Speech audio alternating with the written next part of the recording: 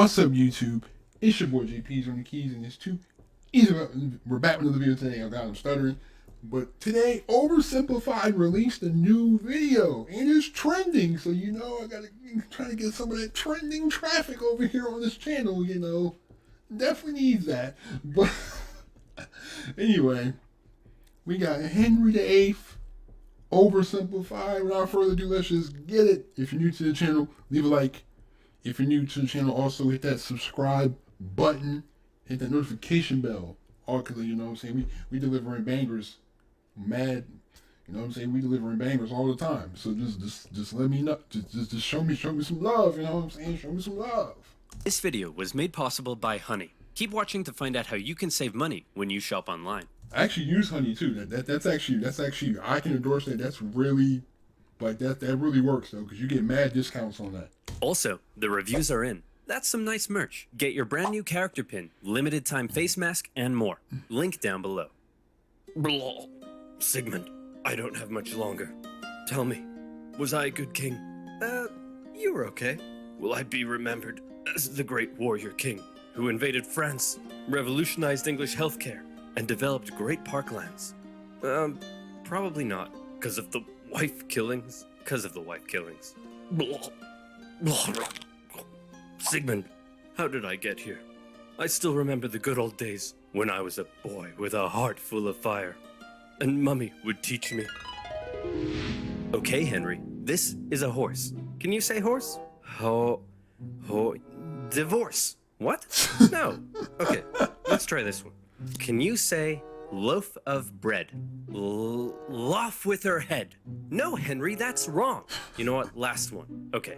Can you say soap? Soap. Yes, that's it. I'm the supreme head of the church. Screw the Pope. You know what? You're my son and I love you, but you're freaking weird, man.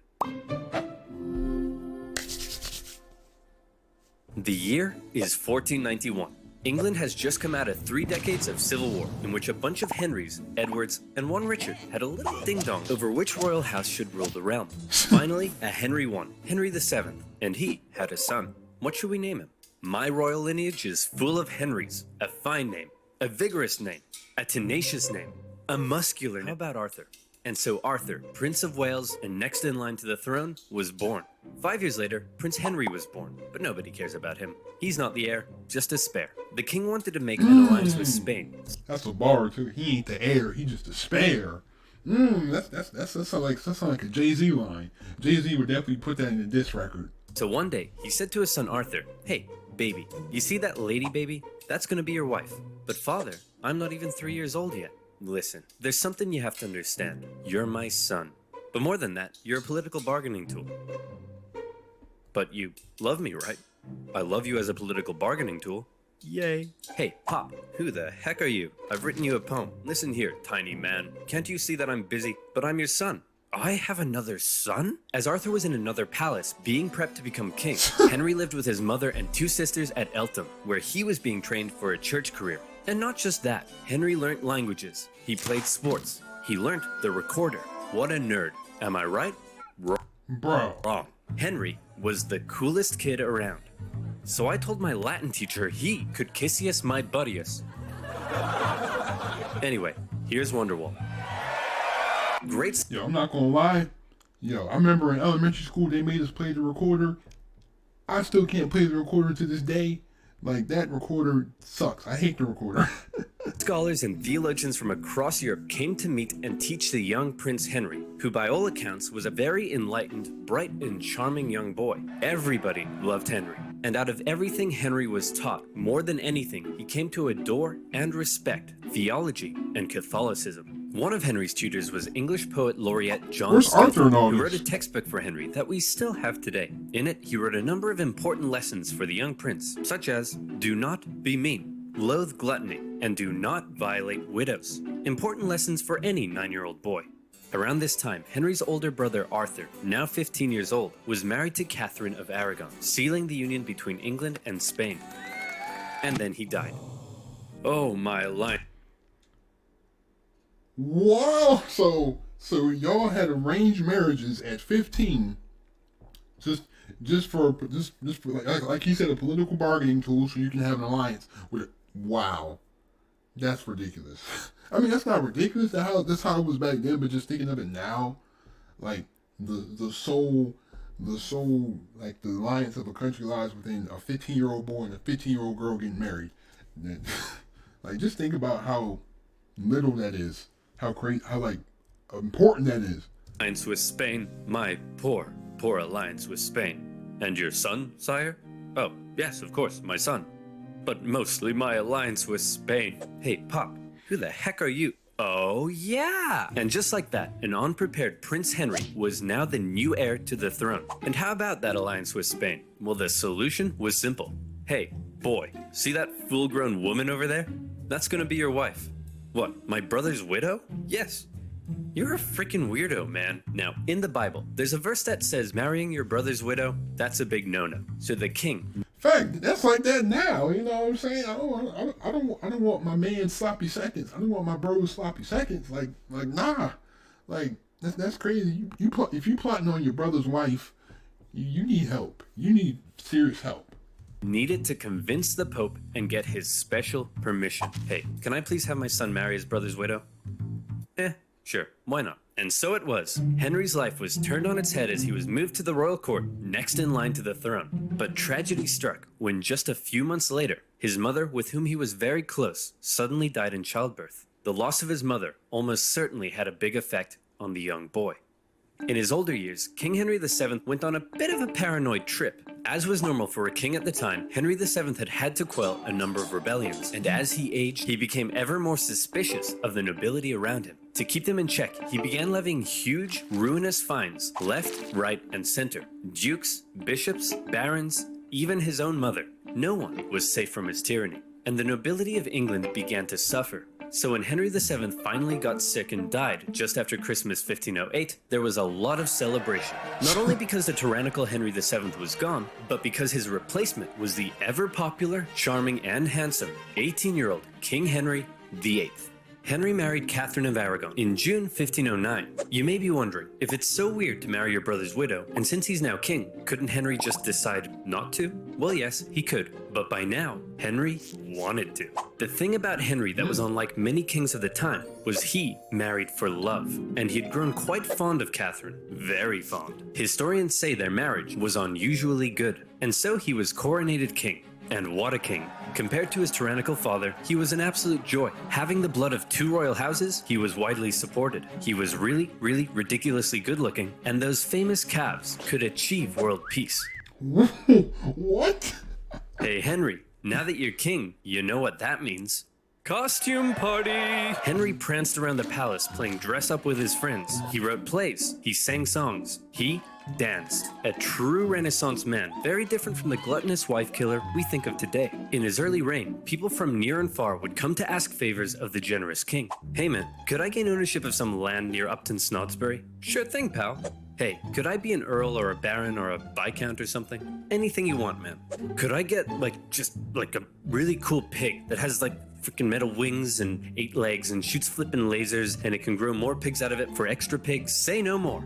Hey, guys, I was just checking up on the financial report and what the hell? We can't afford this. Henry's council that he inherited from his father weren't happy with all the money he was just throwing around, and they worked hard to curb the king's spending. Since they controlled the royal seals needed to get stuff done, at first they were largely able to control the young king. And for Henry, the most infuriating things of all was they wouldn't let him joust with his friends because it was too dangerous, nor would they let him do the thing he wanted most, to go on a great, glorious, and expensive conquest against England's historic enemy, France. Please guys, I'll keep it cheap. How? I'm glad you asked. I've got a promo code. For the financial burden of war? Yes. Honey is the free browser extension that automatically finds promo codes when you shop online. Yo, this man is an expert at segueing into ads, man. I like how he gets it to fit into the story. It's not like, oh, just randomly, oh, here's an ad for Honey. You know what I'm saying? Imagine you're on one of your favorite websites. Not that one. And you want to reinvent yourself with some fresh new threads. Oh, hi, little dancing man. Got any sick promo codes for me? You do? Nice. You just saved $40 on your online shop. You rock star.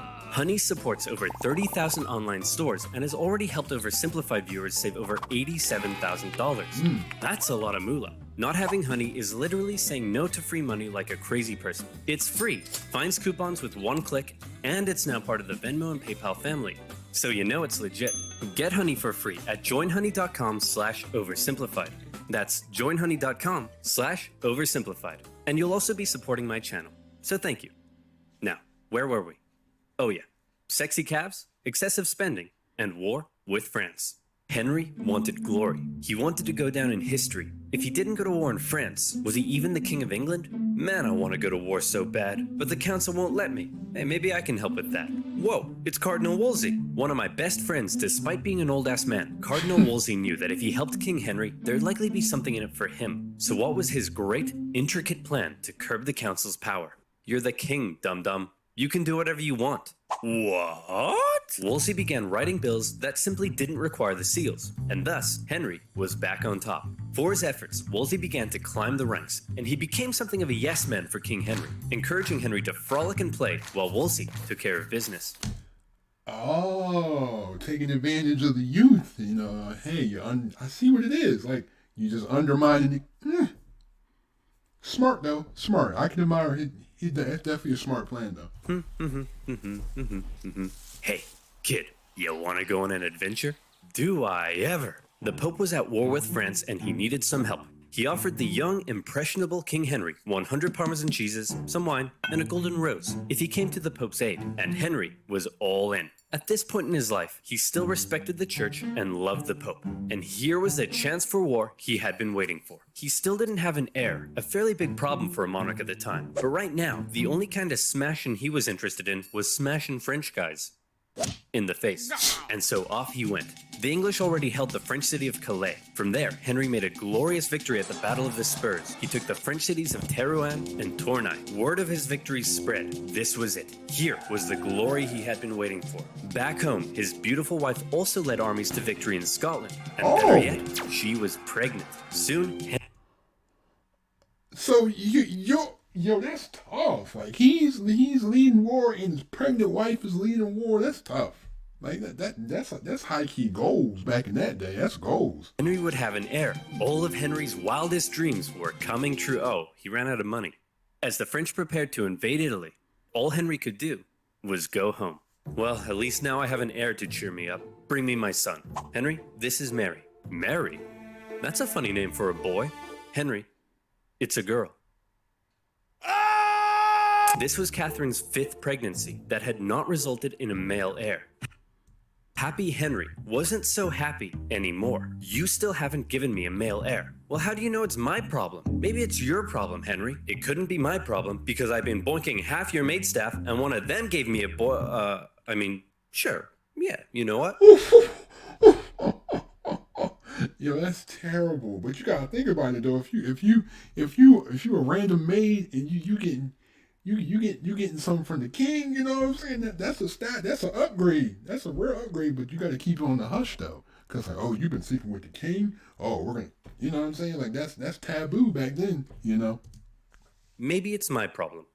I'll look into that. Cardinal Wolsey, now Henry's Lord Chancellor, knew his job depended on keeping Henry happy. And so he said, well, if you can't be the great warrior, then how about the great peacemaker? Not as cool, but okay. And so the Field of the Cloth of Gold, a glamorous peace summit between England and France, was held. The King of France, Francis I, was essentially the French version of King Henry. And the whole thing was basically one giant codpiece measuring contest. The two sides did agree to a peace treaty. However, it didn't last long. You see, there was a third major player in European politics at the time, an exquisite specimen of royal inbreeding, an heir to a huge inheritance, and a chin that could hit a home run. Facts. I was gonna say that boy crimson chin. I was like, that boy got it. I mean, I got a strong chin too, but that boy got a muscular chin.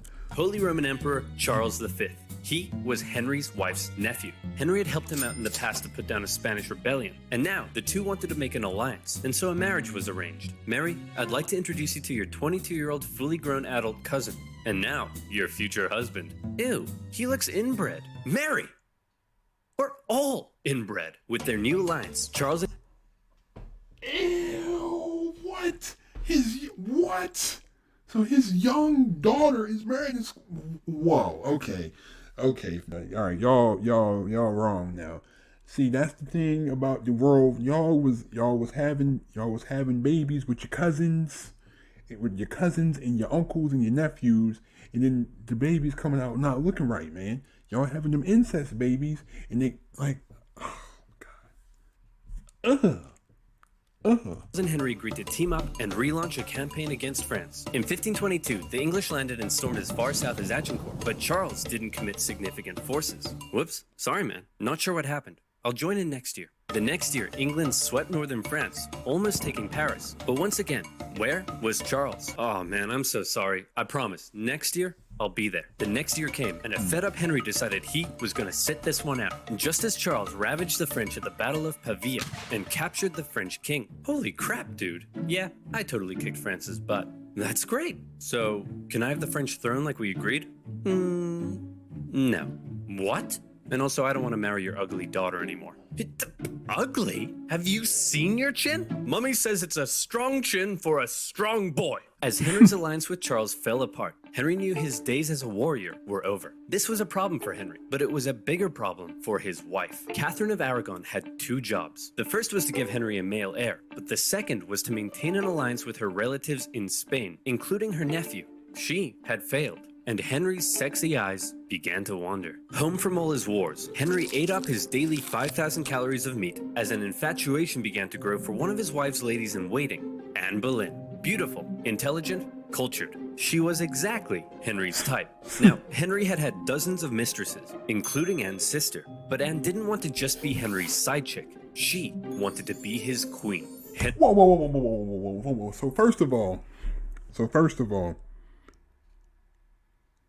Shorty is overstepping her boundaries. Not only has he already smashing your sister. You don't even care about that. You don't care about that. You just trying to be the queen. You want to come up, yo. I swear it was like that in the 1400s. These Johns want to come up. That's it. They want to come up.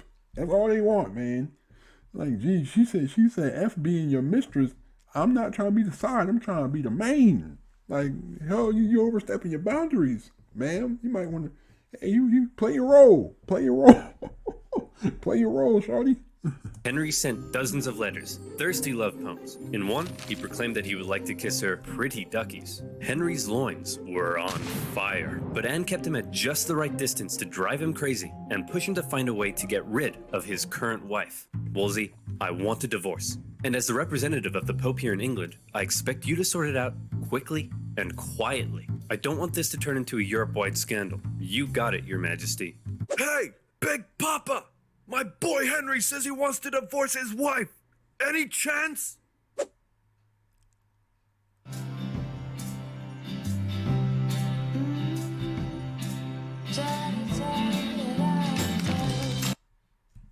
To Henry's shock and horror, Wolsey deferred the case back to the Pope in Rome. To make matters worse, after all the wars in Europe, the Pope was currently under the thumb of Charles V.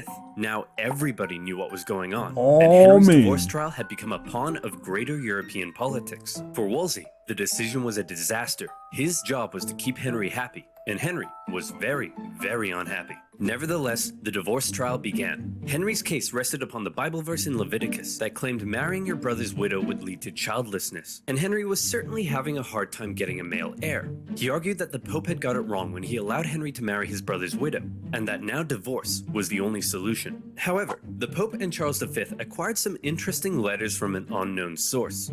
He wants to kiss her pretty duckies? Man, this guy's loins are on fire. The Pope now knew the case for divorce may not actually be found in Henry's Bible, but in Henry's pants. After escaping Charles V, the Pope did send out one Cardinal Campeggio to oversee the trial. Campeggio was an old man racked with gout. It took him 6 painful months to travel from Rome to England, and when he finally got there, this kept happening. Hey, I need you to take a look at this evidence. I can't. My gout is acting up. Hey, are you ready to take my testimony? I can't. My gout is acting up. Hey, can you please make a decision? I can't. Your gout is acting up. My gout is acting up. Anne Boleyn, with her Protestant views in support of the Reformation, suspected the Pope was just delaying. For 2 whole years, the trial dragged on, and in the end, the Pope simply said, no divorce for you.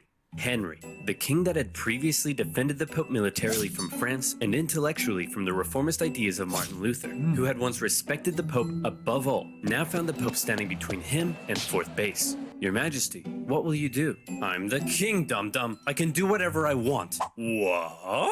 For his failure, Henry removed Wolsey from the court, a decision that was likely influenced by Anne Boleyn, who disliked the cardinal. Having full... Look, she in his ear. Now, where's his wife and where's his first wife and all this? You know what I'm saying? She in his ear. Where's she at, though? From grace, and with potential charges of treason over his head, Wolsey died of illness a year later. Then, Henry set about removing England from the influence of the Pope. Hey, if you do that, I'll excommunicate you. Who cares, man? Oh no, apathy.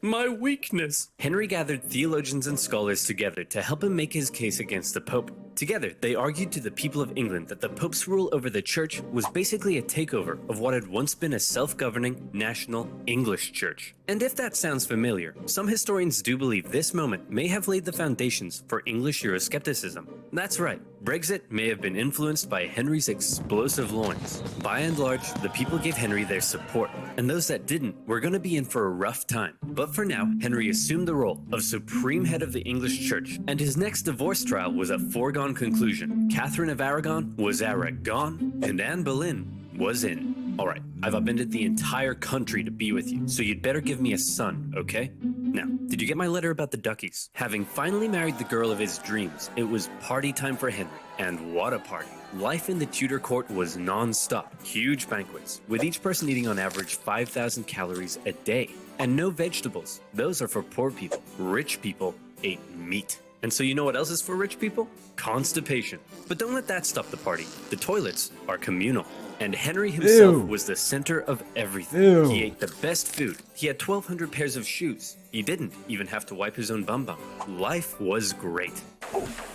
Everyone, I give you your majesty, King Henry VIII.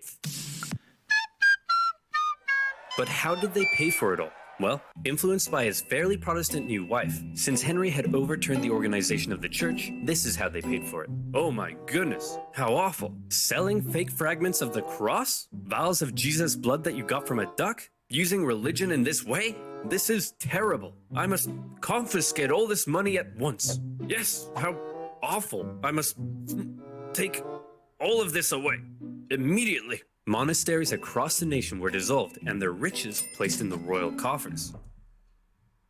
Whoa! So you're the head of the church, but then you're taking away the money from the church for your own personal gain. Typical. Obviously, many people weren't too happy about this, but Henry had a plan for that as well. Henry's descent into tyranny had begun, as any who rejected his new claim as supreme head of the English church found their heads on the chopping block. And so Henry partied. He danced, he sang, he ate, he jousted.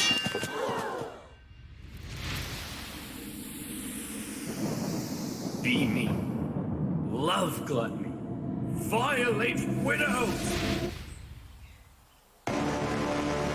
In 1536, Henry fell from his horse in a jousting accident. Not for the first time, but certainly the heaviest fall he had taken yet. Some historians believe the brain damage caused by the incident may have violently accelerated Henry's descent into tyranny. Executions in England ramped up. During his reign, it's estimated 57 to 72,000 people were put to death. Rich or poor, big or small, no one was safe. And the most prominent victim of all was to be Henry's own wife. It had been 3 years since their marriage. Anne had been pregnant 4 times, yet she had only been able to produce one healthy child, a girl. What's more, it's possible she had been going around insulting Henry's manhood. Henry's eyes. Oh, nah, bro. Nah, no. You can't do that. You going outside, Henry. You did all that just to get with Shorty. Shorty wanted to be with you, and then she try to say you're not even packing. Once again began to wander. His new top man, Thomas Cromwell, didn't want to end up like Cardinal Wolsey, and so he came up with a plan. There was a court musician who had been quite flirtatious in public with the Queen. Well, Thomas Cromwell and his boys got a forced confession out of him, saying that it didn't stop at innocent flirtation, and the charges came rolling in. Listen, Anne, we need to talk. Oh no, you're gonna divorce me, aren't you? Just like your last wife. Aw, no, come here. Shh, no. I'm not gonna divorce you. It's much worse than that. Anne was charged with adultery, perversion, even incest, and plotting to kill the king himself. The jury found her guilty, including her own uncle and ex-fiancé, both fearing the wrath of the king. And on May 19th, 1536, Anne Boleyn was Anne Boleyn. Literally the next day, Henry married one of Anne's ladies-in-waiting, Jane Seymour, his third wife. After Anne had smack-talked his manhood, and since he still had no male heir, Henry went on a campaign to ensure the public knew he was as virile as it gets. He had this famous portrait painted of the manliest man I've ever seen, and later, he would even have his physician make a declaration about his health. King Henry is a fine specimen of a man, and please don't make me say this. Say it.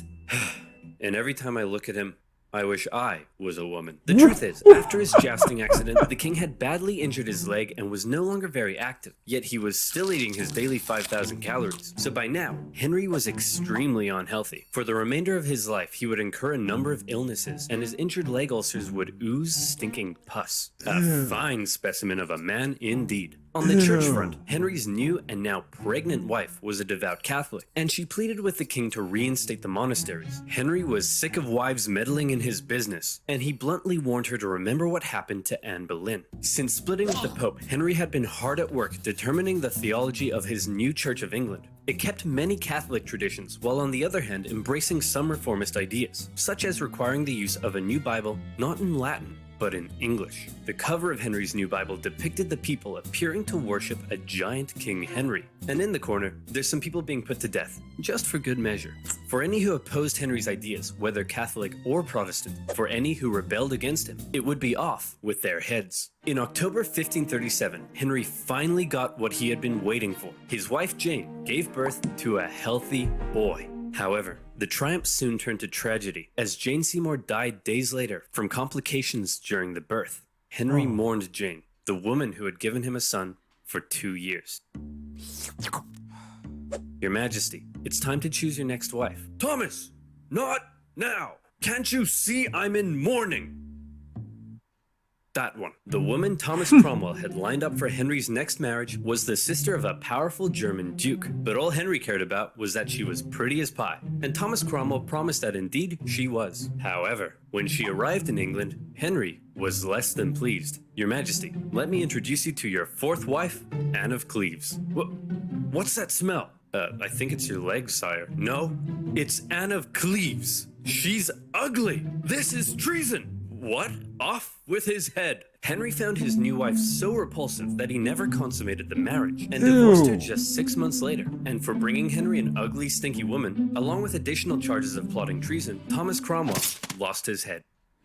The very same day of Cromwell's execution, Henry married his fifth wife, the famed beauty, Catherine Howard. She's believed to have only been 17 at the time. Henry was 49. And like Anne of Cleves, Catherine Howard didn't last long. You see, for some reason, she may not have been entirely satisfied with her 49-year-old fine specimen of a man, and it's possible she engaged in a number of extramarital affairs, including one with her cousin, Thomas Culpeper. I'm sorry, the incest is just disgusting. When Henry found out, he was devastated. How could she do this to me? But, sire, don't you have hundreds of mistresses? Shut up, Barry. That's not the point. Your Majesty, you're crying. I'm not crying. It's just that sometimes, when I get sad, Water comes out of my eyes! For her treason, Catherine Howard met the same fate as Anne Boleyn in 1542. So, we've had divorced, beheaded, died, divorced, beheaded. Look out, here comes survived. So we got 4 wives that have died. 4 of them that he killed.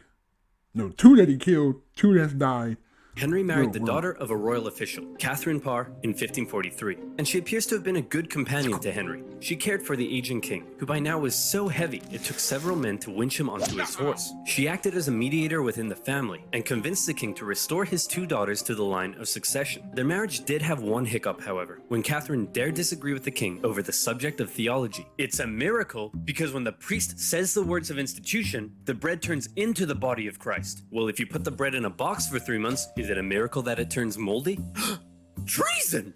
You can't just call everything treason, Henry. The king called for her arrest, as serious charges were placed over her head. However, in the end, she told Henry that she had not been disagreeing with him, but simply learning from him. And so when the guards came to arrest her, the king told them to make like an Anne and cleave. Catherine Parr stayed with Henry right until the end. As he aged into his later years, in increasing pain and ill health, he grew ever more suspicious and moody. The once generous, promising young king was now feared by all around him.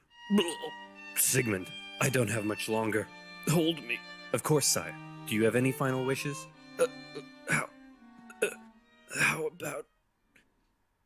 How about one last conquest in France? And so in 1544, Henry made for Calais. The pesky French had been supporting the Scottish in their ongoing wars with England, and they also owed Henry some money. So the extremely unhealthy king personally led a siege against the French city of Boulogne. The English dug tunnels under the castle, and on the 13th of September, the French surrendered. A glorious victory for Henry. In actuality, the whole misadventure nearly bankrupted England, and they ended up giving Boulogne back to the French a few years later. But shh, don't tell Henry. He's having his moment. Finally, in 1547, a 55-year-old Henry, lapsing in and out of consciousness, passed away. His son, Edward, succeeded him, but died just 5 years later. His daughter, Mary, briefly took the reins and steered the country back towards the Pope. But then his second daughter embraced reformist ideas and gradually transformed England into a Protestant country. Henry's desperation to marry Anne Boleyn and his resulting feud with the Pope had changed the course of English history and religion forever. Unfortunately, none of Henry's children had heirs, and when Elizabeth I died, Henry's lineage ended, with the House of Stuart replacing the House of Tudor. So then you might think, all that effort, a life filled with so much frustration, yet he never conquered France, he barely had a male heir, and his lineage died out. The egotistical man Henry grew sick and cruel, and then died. So why are we all so fascinated with King Henry VIII? Why not Henry II or IV? Well, without mentioning the many important things his reign did achieve, one of his biggest goals was to go down in history, and you can put a big green check beside that one, because everything he did and how he asserted his control and authority over everyone around him has come to be viewed as the epitome of the word king. And also because of the wife killings? Yeah, definitely the wife killings. But yeah, you know, this man Henry was a piece of work. What was that? Killed 4 wives? I think he beheaded 3 of them. 2 of them died. 1 of them divorced. Like, this man is a piece of work. Thank you again for watching. Leave a like if you enjoyed. Subscribe if you're new to the channel. Don't forget to share a video wherever you share videos at. Anyways, thank you again. I'm out. Peace.